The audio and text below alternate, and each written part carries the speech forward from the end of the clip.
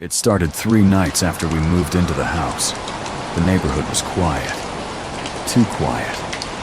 Old houses, empty streets, and tall trees that blocked most of the streetlights. At night, the place felt like the world had simply stopped. The first night, I heard the knock. Knock. Knock. Soft. Almost polite. I looked at the clock beside my bed. 12 a.m. At first I thought it was just someone at the wrong house, maybe a neighbor. But then I heard it again. Knock. Knock. Knock. Slow. Patient. I walked to the living room and looked through the small glass window in the door. Standing on the porch was a little boy. He looked about 7 or 8 years old. He was wearing a thin gray shirt and shorts, even though the night was freezing cold. His head was slightly lowered so I couldn't clearly see his face. I opened the door just a little. "Hey kid, are you lost?" I asked. The boy didn't move. Then slowly, he raised his head. His face looked pale, almost gray, and his eyes looked strange in the dim porch light. "Can I come inside?" he asked quietly. His voice was calm, too calm. Something about it made my skin crawl.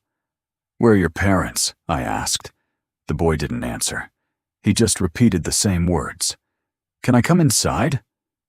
I suddenly felt uncomfortable. "No, I think you should go home," I said, and closed the door. The boy didn't argue. He just stood there, watching. I locked the door and went back to bed, telling myself it was just some kid playing a prank. But the next night, it happened again. Exactly 12 a.m. Knock, knock. My heart started racing immediately. I walked to the door again and looked outside. It was the same boy. Standing in the exact same place, same clothes, same posture, like he had never moved since the night before. This time I didn't open the door. I just spoke through it. "You shouldn't be here this late." The boy slowly lifted his head again. "Please, let me in." His voice sounded weaker now, almost desperate. Then he added something that made the air feel colder. "They're still looking for me."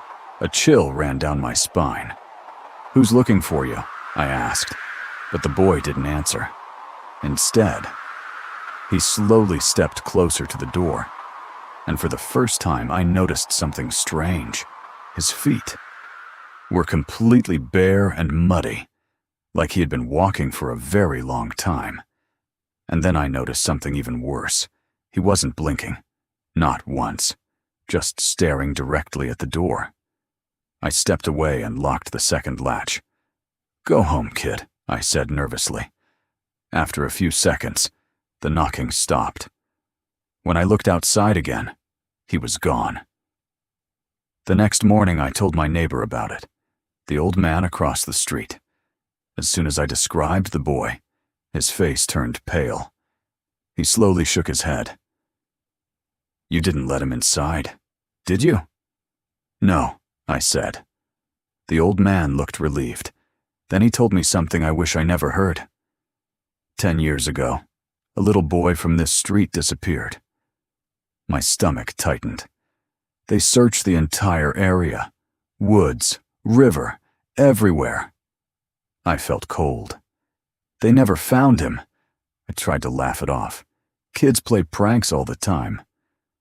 But the old man looked me straight in the eyes and said quietly, "The people who opened their doors to him moved away soon after."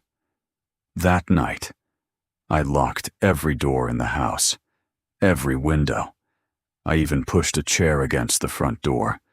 I stayed awake watching TV just to keep my mind busy. Then the clock turned to 12 a.m., and right on time. Knock, knock. My heart started pounding. But this time, the knocking wasn't coming from the front door. It was coming from the back door. Slowly, I walked toward the kitchen, my hands shaking. And when I looked through the small window in the back door, My blood turned to ice.